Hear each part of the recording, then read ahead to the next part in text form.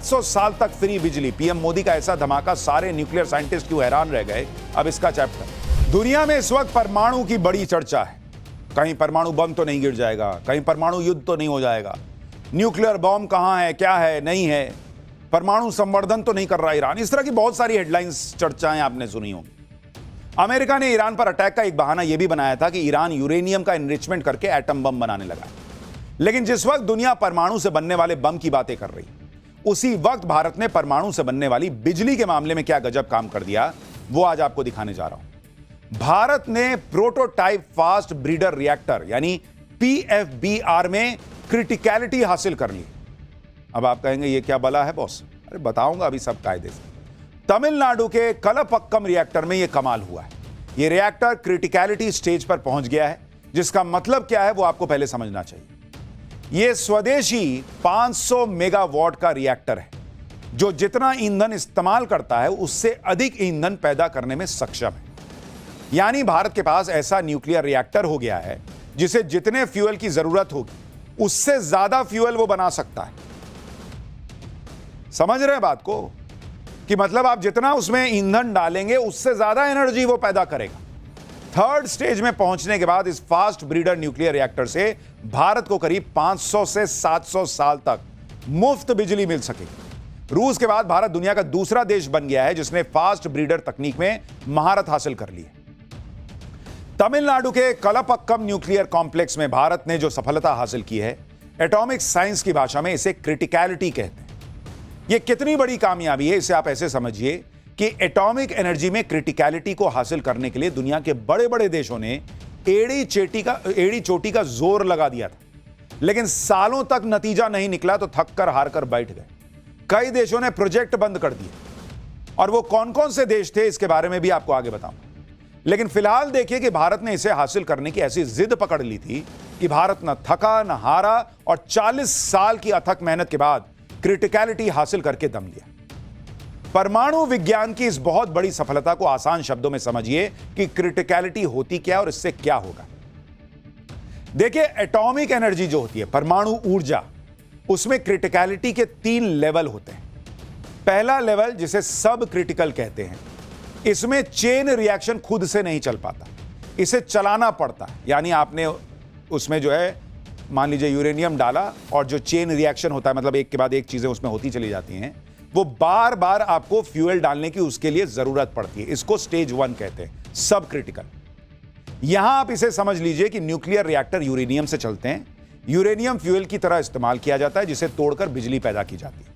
Nuclear reactor में uranium लगातार टूटते रहते हैं और इसी को चेन रिएक्शन करते हैं, मतलब आया टूटा आया टूटा आया टूटा चलता रहता है। इसी से बिजली बनती है।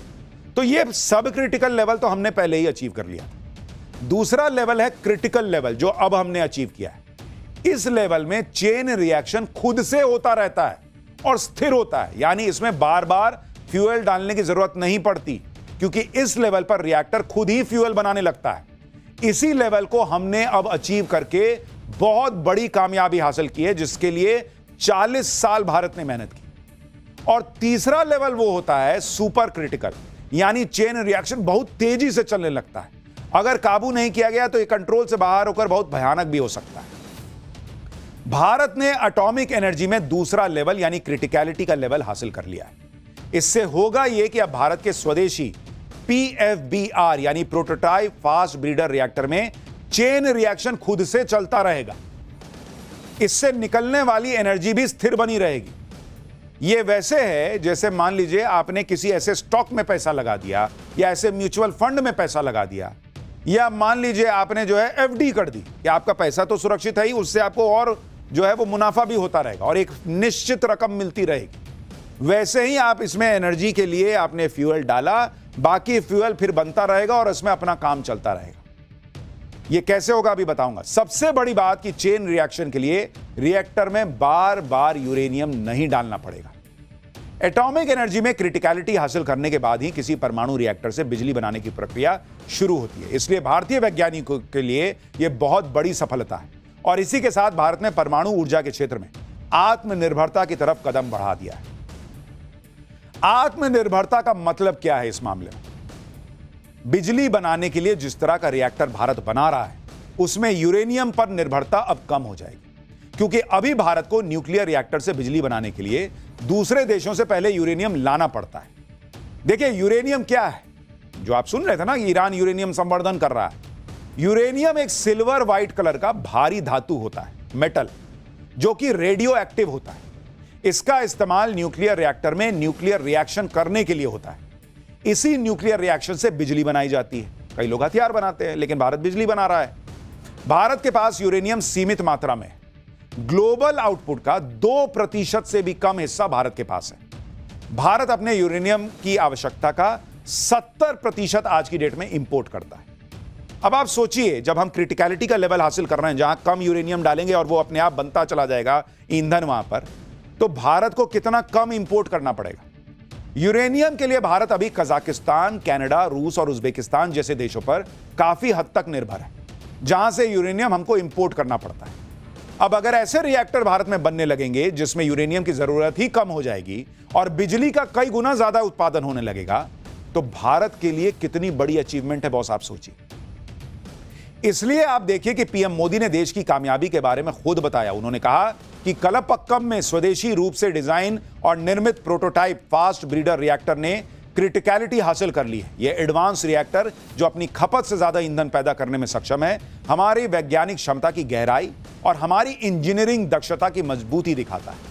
यह कार्यक्रम के तीसरे चरण में हमारे विशाल थोरियम भंडारों का उपयोग करने की दिशा में एक निर्णायक कदम है। यह भारत के लिए एक गौरवपूर्ण क्षण है। हमारे वैज्ञानिकों को और इंजीनियरों को बधाई। यानी भारत के वैज्ञानिकों ने और इंजीनियर्स ने वो हासिल किया है जो रूस के अलावा कोई दूसरा देश नहीं कर पाया।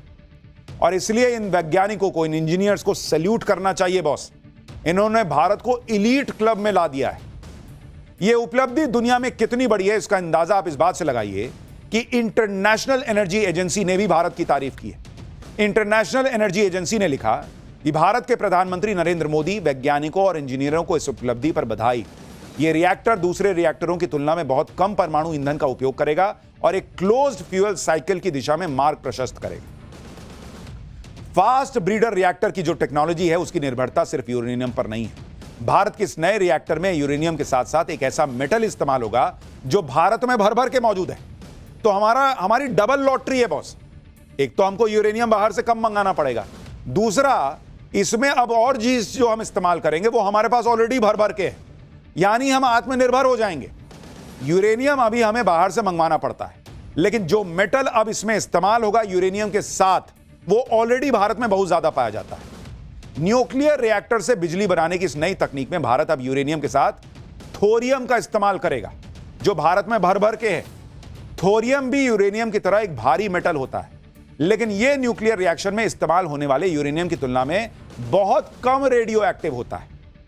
मतलब आप यह मान के चलिए कि यूरेनियम एक ऐसा, मान लीजिए, व्यक्ति है जो खूब वाचाल है, खूब वोकल है, खूब बोलता है, काम करता है, वगैरह वगैरह। थोरियम जो है वो भी बहुत कमाल की चीज है, कमाल का व्यक्ति है, लेकिन बोलता कम है, एक्टिव थोड़ा कम है, उसको धक्का मारना पड़ता है। और वो धक्का मारता कौन है? यूरेनियम। तो यूरेनियम की तरह थोरियम खुद से न्यूक्लियर चेन रिएक्शन शुरू नहीं कर पाता है। इसे नॉन फिसाइल होना कहते हैं। लेकिन अगर यूरेनियम का साथ मिल जाए, थोरियम को रिएक्ट करा दिया जाए, तो थोरियम भी यूरेनियम की तरह काम करता है। यानी थोरियम और यूरेनियम की अगर दोस्ती करा दें, तो यूरेनियम थोरियम का हाथ पकड़ के कहता है कि चल ना भाई, दोनों मिलकर काम करते हैं। भारत की इस खोज में इसी तकनीक का इस्तेमाल किया गया है। भारत में थोरियम भर भर के, दक्षिण और दक्षिण पूर्वी तटों की रेत में थोरियम बहुत ज्यादा मात्रा में उपलब्ध है। भारत के पास दुनिया के कुल थोरियम के रिजर्व का 25% हिस्सा उपलब्ध है। थोरियम से बिजली बनाने के इस प्रोजेक्ट पर सालों से काम हो रहा है। भारतीय वैज्ञानिकों ने PFBR यानी प्रोटोटाइप फास्ट ब्रीडर रिएक्टर बनाकर डॉक्टर होमी जहांगीर भाभा के उस सपने को पूरा कर दिया जो उन्होंने करीब 70 साल पहले 1950 के दशक में देखा था। भारत के परमाणु वैज्ञानिक डॉक्टर होमी जहांगीर भाभा ने 1954 में सबसे पहले PFBR की थ्योरी दी थी। नवंबर 1954 में भारत के न्यूक्लियर प्रोग्राम को लेकर एक समिट बुलाई गई, जिसका नाम था development of atomic energy for peaceful purposes. इस समिट में डॉक्टर भाभा ने प्रधानमंत्री नेहरू के सामने पहली बार 3 स्टेज न्यूक्लियर प्रोग्राम की थ्योरी पेश की थी। डॉक्टर भाभा ने 3 स्टेज न्यूक्लियर प्रोग्राम की थ्योरी इसलिए दी थी क्योंकि भारत के पास यूरेनियम बहुत कम था और थोरियम बहुत ज्यादा था। उस समय सोचिए बॉस, डॉक्टर भाभा ने थोरियम से चलने वाले रिएक्टर बनाने का सपना देख लिया था। उस समय उन्होंने आत्मनिर्भर बनने की तरफ कदम बढ़ा दिया था। लेकिन समस्या यह थी कि थोरियम 232 को सीधे ईंधन के रूप में इस्तेमाल नहीं कर सकते थे। थोरियम को पहले यूरेनियम 233 में बदलना पड़ता है, इसके बाद इसे ईंधन के रूप में यूरेनियम की जगह इस्तेमाल कर सकते हैं। 1958 में भारत सरकार ने डॉक्टर भाभा के 3 स्टेज न्यूक्लियर प्रोग्राम को शुरू किया और तब से भारतीय वैज्ञानिक डॉक्टर भाभा के 3 स्टेज न्यूक्लियर प्रोग्राम पर तमाम रिसर्च प्रयोग सब करने में लगे हुए थे और अब जाकर भारत ने वो कामयाबी हासिल कर ली। अब भारतीय वैज्ञानिकों ने डॉक्टर भाभा के 3 स्टेज न्यूक्लियर प्रोग्राम का दूसरा स्टेज पूरा कर लिया। अब तीसरे स्टेज की तरफ कदम बढ़ाने की बारी। लेकिन आपको यह भी समझना चाहिए कि भारत के नए रिएक्टर और यूरेनियम बेस्ड रिएक्टर में अंतर क्या है, इससे फायदा क्या होने वाला है। देखिए अभी क्या होता है, मैं आपको थोड़ा समझाता हूं, जरा इसको समझिए, सरल भाषा में आपको समझाता हूं। मान लीजिए कि अभी क्या होता है, अगर ये एक न्यूक्लियर रिएक्टर है, न्यूक्लियर रिएक्टर है जिसमें आपने इधर से डाला क्या, इधर से आपने डाला यूरेनियम, ठीक है। अब यूरेनियम आपने डाला, ये अंदर ईंधन के तौर पर इसमें ईंधन की तरह है और इसमें चेन रिएक्शन हुआ। चेन रिएक्शन होने के बाद क्या निकला, आपका ईंधन निकला, माफ कीजिएगा, ईंधन आपने डाला और यहां से जो आपका निकला वो आपका एनर्जी निकला जो आपने पैदा की, ये निकल गया। तो ये आपका अभी जो भारत कर रहा था वो ये कर रहा था कि यूरेनियम डालता था, यहां पे चेन रिएक्शन होता था और भारत एनर्जी पैदा कर रहा था। लेकिन समस्या यह थी कि यूरेनियम हमारे पास बहुत कम था और इसमें एक समस्या और थी, इसमें एनर्जी के साथ साथ एक चीज और जो निकलती है वो निकलता था न्यूक्लियर वेस्ट। न्यूक्लियर वेस्ट जो बहुत खतरनाक होता है बॉस। अगर न्यूक्लियर वेस्ट मान लीजिए कि कहीं किसी एरिया में फैल गया थोड़ा सा भी, तो आप समझिए कि उस इलाके में जितने लोग रहते हैं वो सब मर सकते हैं। भयंकर उनका हाथ में जलन होगी, फोड़ा फुंसी हो जाएगा, उल्टी होने लगेगी, मतलब मर जाएंगे लोग, लाखों करोड़ों लोग एक बार में मर सकते हैं। इतना खतरनाक न्यूक्लियर वेस्ट निकलता है इस रिएक्शन से। तो उस न्यूक्लियर वेस्ट को आपको बहुत कायदे से उसको जो है ना दबाइए, छुपाइए, जो कहिए उसको, मतलब एक तरीके से रिसाइकल के, मतलब आपको उसको खत्म करना पड़ता है। और एक तो उसको दबा के रखो, मतलब लोगों को उससे बचा के रखो, ये चुनौती है। दूसरा, उसमें करोड़ों रुपए लगते हैं 100 अलग। अब भारत ने क्या कर लिया, अब आप देखिए भारत क्या कर रहा है। अब आपको दिखाता हूं भारत क्या कर रहा है। भारत ने अब ये कर लिया कि उसने जो न्यूक्लियर प्लांट है उसमें यह स्थिति हासिल कर ली कि यहां से आपने डाला यूरेनियम, ठीक है, यहां चेन रिएक्शन हो रहा है, ठीक है।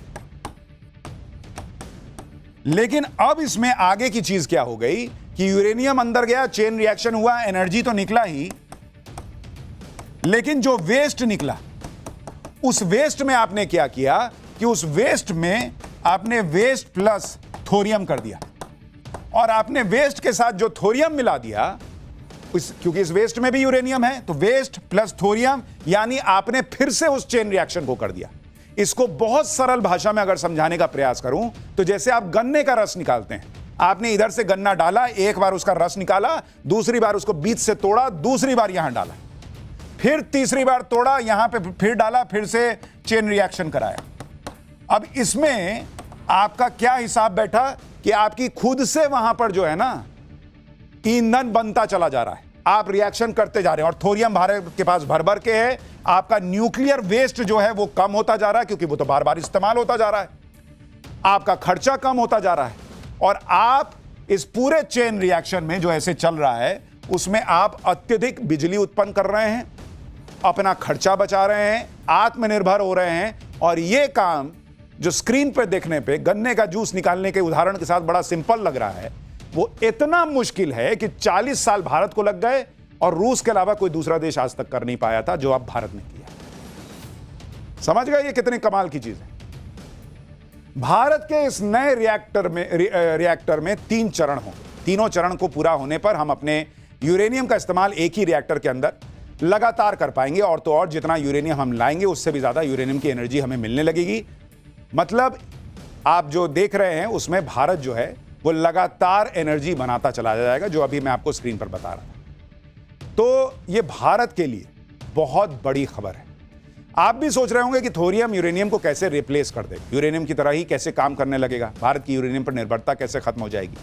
यूरेनियम एक ज्यादा रेडियो एक्टिव मेटल है, थोरियम भी रेडियो एक्टिव है, लेकिन उतना नहीं। जब रिएक्टर में यूरेनियम और थोरियम को साथ डाला जाएगा तो न्यूक्लियर रिएक्शन की एनर्जी से थोरियम यूरेनियम में बदल जाएगा, यानी कुल यूरेनियम की मात्रा बढ़ जाएगी। एक तरह से कहे तो भारत के लिए यह कमाल की चीज हो जाएगी। एक बदमाश बच्चे के साथ कम बदमाश बच्चे को अगर आप रख दें तो बदमाश बच्चे की हाई एनर्जी की वजह से कम बदमाश बच्चा भी ज्यादा जो है वो एक्टिव हो जाता है कई बार, उस तरह से भी आप कह सकते हैं। भारत की उपलब्धि इस मामले में भी बहुत बड़ी है, क्योंकि आप ये भी देखिए कि अमेरिका, फ्रांस, जापान समेत दुनिया के कई विकसित देशों ने अपना अपना फास्ट ब्रीडर रिएक्टर प्रोजेक्ट शुरू किया था और अपने प्रोजेक्ट पर पानी की तरफ पैसा बहाया, लेकिन उनके हाथ कुछ नहीं लगा। अमेरिका ने 1,38,000 करोड़ रुपए फूंक डाले, जापान ने 1,10,000 करोड़ रुपए खर्च कर दिए, ब्रिटेन ने 73,000 करोड़ रुपए बहा दिए, जर्मनी के 55,000 करोड़ रुपए बेकार चले गए, इटली को 46,000 करोड़ रुपए खर्च करके भी कुछ हाथ नहीं लगा, फ्रांस ने तो 9,000 करोड़ रुपए खर्च करने के बाद ही हाथ खड़े कर दिए कि हमसे नहीं हो पाए। 6 बड़े बड़े देशों ने फास्ट ब्रीडर रिएक्टर बनाने में जितने पैसे खर्च कर दिए, अगर कुल मिला दें तो वो 4,60,000 करोड़ रुपए बैठते। और आज की डेट में भारत ने वो अचीव कर लिया। भारत की इस कामयाबी पर दुनिया भर के परमाणु विशेषज्ञ बधाई दे रहे हैं, लेकिन पाकिस्तान को दौरे पड़ने शुरू हो गए। पाकिस्तान अलग लेवल के टेंशन में चला गया। पाकिस्तान के परमाणु सलाहकार जाहिर काज़मी ने सोशल मीडिया पर एक पोस्ट किया कि इस रिएक्टर की सफलता से भारत को बड़ी मात्रा में हथियार ग्रेड प्लूटोनियम का उत्पादन करने में मदद मिलेगी। भारत इस तकनीक से हर साल लगभग 300 प्लूटोनियम परमाणु बम बना सकता है। ये भाई अलग ही हैं। अरे भाई तुम बम खेलते रहो, हम अपना देश आगे ले जाने में लगे हुए। पाकिस्तान जैसे आतंकी देश को बम के अलावा क्या ही सूझेगा, लेकिन भारत की इस कामयाबी पर आज हर भारतीय को गर्व करना चाहिए।